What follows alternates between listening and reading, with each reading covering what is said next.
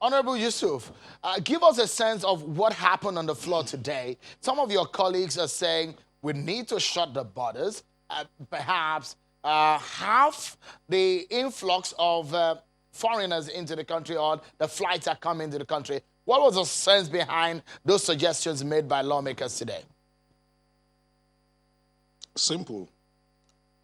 The consequence of not taking decisive action early will be very there and will be very, very devastating. That's why lawmakers took that position today. The data are available.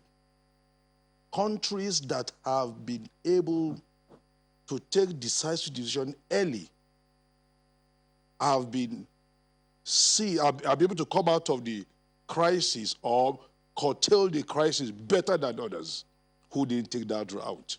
The Asian countries like Taiwan, Singapore, South Korea have been touted today as good example.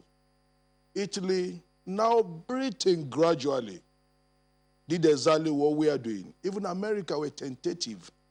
And if you go to the American public today, there's agitation every day that the government is not doing enough. I think we need to take a more proactive action because I don't believe that Nigeria has the capacity to weather the challenge of coronavirus and the consequence. China spent over $260-something billion so far.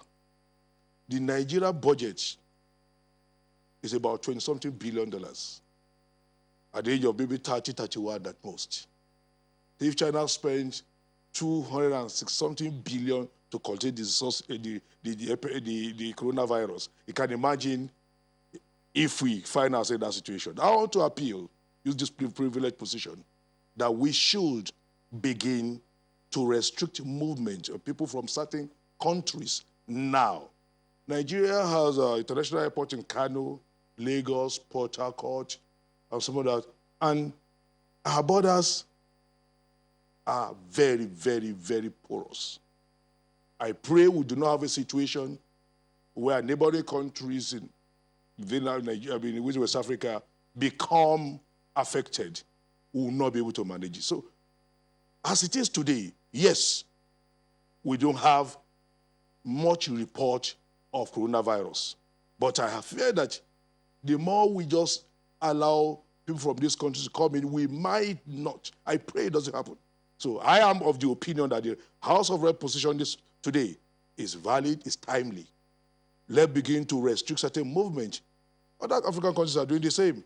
We are not saying, hey, we don't want you here, but for this period, so as to help us curtail this. So I think the House of Reps came out with that position based on these data available. I read through a lot of those reports from Asian countries, and I listen every day the World Health Organization report, and the simple logic is restrict movement, test, test, test, and test. Do we have the capacity to do the kind of test is required? If about 1 million people want to do tests in Nigeria, do we have the capacity? I don't believe we have it. So we should take precaution, restrict movement of people from these countries that have high rates of coronavirus today. That is my submission. That is what the House of Reps decided today. All right, let's take a breather. And when we come back, Mr. Adesina will tell us more about the decision of the president going forward and whether or not there will be a policy change in terms of what the lawmakers think and keeping Nigerians safe, not only health-wise, but in terms of the monies in the pocket of Nigerians. Mr. Adesina might also be able to hint on what the Economic Advisory Council thought or are thinking about the state government and the possibility of government in those states not being able to pay salaries. That's going to be after this break, everyone. Join us again. Thank you so much, everyone, for staying with us. And let's get back to the conversation. Mr. Femi Adesina, Special Advisor on Media to President Muhammadu Buhari, has been talking to us about what went down at the meeting of the President and the Economic Advisory Council. Honorable Tajuddin Yusuf is a member of the House of Representatives.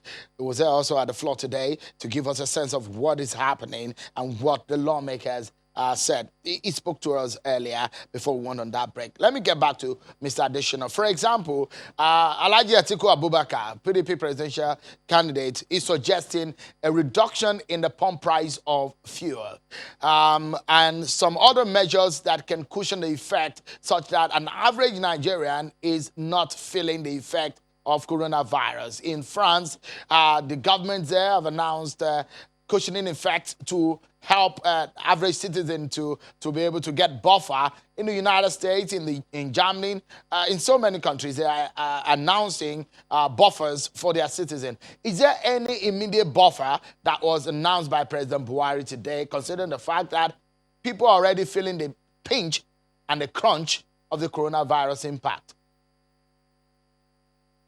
Well, you can't compare Nigeria with those countries that have announced the buffers. We are blessed of God. We have had only 3 cases. 1 has got out of it.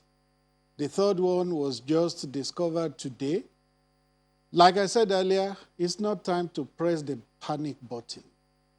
When buffers will come, it will come.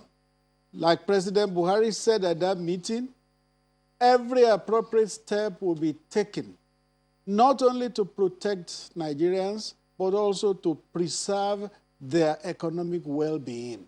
Don't also forget that Nigeria is not in the best of shape economically. The economy is just being rebuilt, is growing. It may be slow, but it's growing. The economy is growing.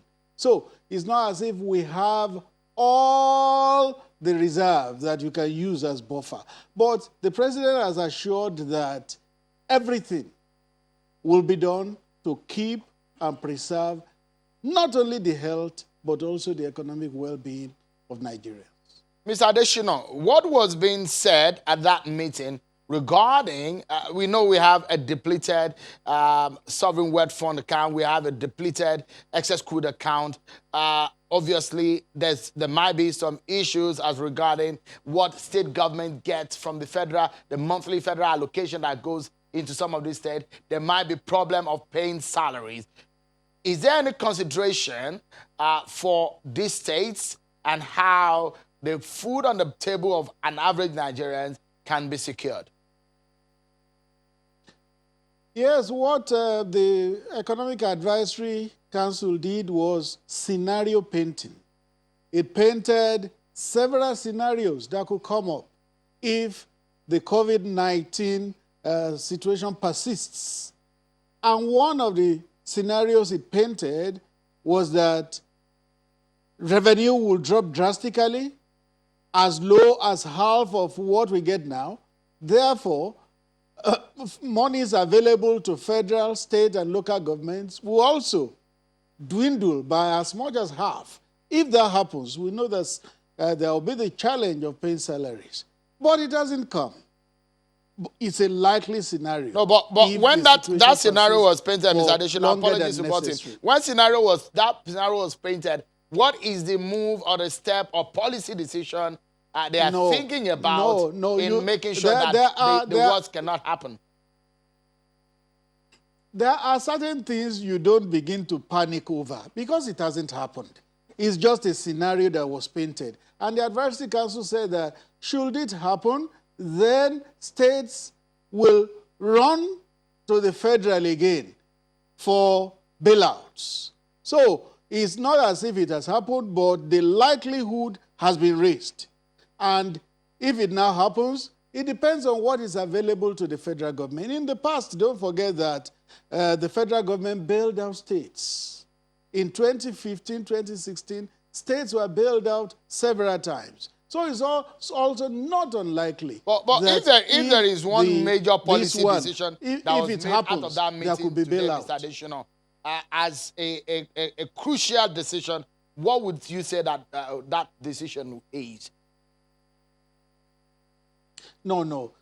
You are asking me to second guess what will happen. No, I'm not asking you to I second told guess. you. I'm saying what was the Scenario. policy decision, the concrete policy decision that was made? No, I'm not second guessing. I'm saying what is the policy decision that was made today? No, I just hope you will let me talk. Now, that scenario was painted, and the advisory council said if it happens, the states may then run to federal government for bailout. And I'm saying that, yes, the states were bailed out before because the federal government had the resources. So if this happens again and the resources are available, be sure that the federal government will do the needful. President Buhari Honorable said Yusuf, at that meeting that the welfare of the people is the concern of the government. All right. Honorable Yusuf, there is consideration of an adjustment in the budget. Was that considered also, and what would be the next step from the lawmakers' point of view? Definitely, if the president brings such, the lawmaker will look at it on his merit. However, I have a bit of worry when we say it's not yet happening. The price of crude is already half the price. And by implication, our earning that in the next 1 month is already going to be affected. By implication, we are already in it. Not that we're looking at maybe we'll be there or not. I want to believe that the economic advisory team with men of, seasoned economists and what have you. However, we need to act fast on the coronavirus restriction so that we don't get to a level that we are in serious crisis and we are running helter-skelter. As it is today, the budget has about 2.9 billion trillion capital component. We have debt service of about 2 trillion debt servicing. By implication, we are already on the performing capital. And capital is what reflects the economy. So the position of the advisory committee saying that play down, reduce concurrent expenditure and focus on capital. Unfortunately, we've not been able to. I've been privileged to be in the House reasonably and to know that at best we'll do between 40-50 of our capital, even when things are not this bad. And unfortunately, again, we have borrowed so much in recent time. Borrowing is not bad. Borrowing is not bad. What is bad is that when you borrow for frivolities, that is not tied to a specific project, like the present borrowing that is on the table. I am not comfortable with NTA on that borrowing plan. I feel they should be, and I believe that all right, now that we have this challenge now, that borrowing should be reviewed. All right. Take away NTA and let NTA go and compete with China's AIT and what have you on the stock market and get funding. And let's take these resources into areas that will reflect the economy, because what government do, what economies do is that when you have this kind of challenge, you spend more. When you spend more, then you borrow to spend so that the down to the non-common man, we have 1 or 2 things to do. If you are in the road between Badon and Lagos now, every economic community within those areas, we have... Honorable, we have to go because we're out of time. But I must sincerely thank you for your thought and some of the insight that you shared tonight, as well as Mr. Femi Adesina, the special advisor to the President of Media and Publicity. Thank you so much, gentlemen, for coming on tonight. But that's our show, everyone. Many thanks for watching. I'm sure Kimale. Bye-bye.